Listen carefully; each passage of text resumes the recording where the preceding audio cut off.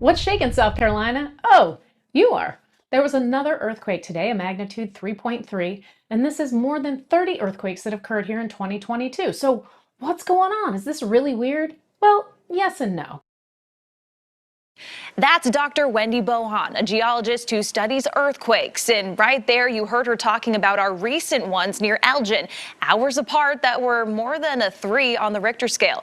People as far as north as Uptown and Matthews reported feeling that yesterday. And we had 2 smaller South Carolina quakes just this morning. So we're going to go ahead and bring in Dr. Bohan. So what exactly is going on here? This seems like a lot of earthquakes.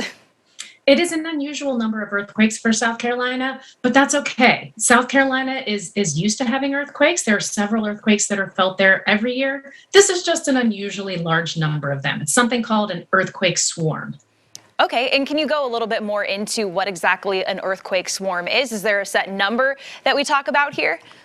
It's more about the behavior of the earthquakes. So we see earthquake swarms around the world. They're most common in the United States in places like California and Nevada, but there have been swarms in places like Idaho and Arkansas. So they can really happen anywhere that's seismically active, which is really just about everywhere.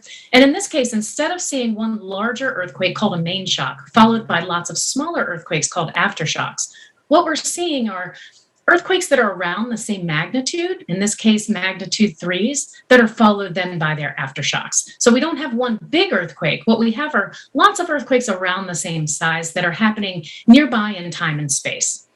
Okay, so is there a reason that we're seeing this swarm? Is there something that's causing it, or is it just the Earth being the Earth?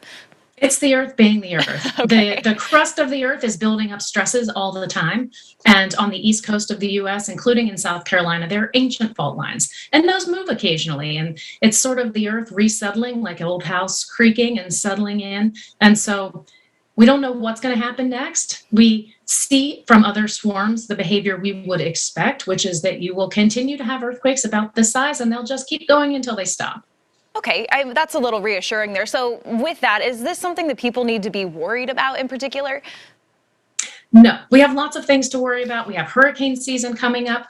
It's a good idea to think about what you would do in case of an earthquake, because earthquakes do happen in South Carolina. In 1886, there was the large Charleston earthquake, which was very damaging. So they're always possible. But this is a great time to just make sure your emergency kit is up to date. Like I said, hurricane season's coming. Make sure that your emergency kit, which is good for earthquakes and hurricanes and other types of disasters, is ready to go.